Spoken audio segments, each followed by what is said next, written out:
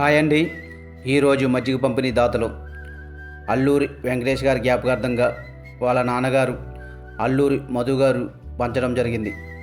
బుధవారం, గురువారం, శుక్రవారం వరుసగా 3 రోజులు మజ్జిగ పంపిణీ చేస్తున్నారు. ఎవరో ఇతనెవరో ఏం వరసో ఇతను,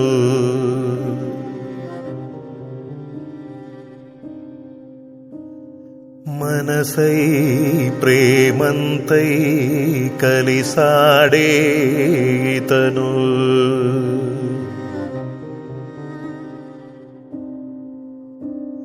శ్వాసలాంటి విశ్వాసముంది మరచా,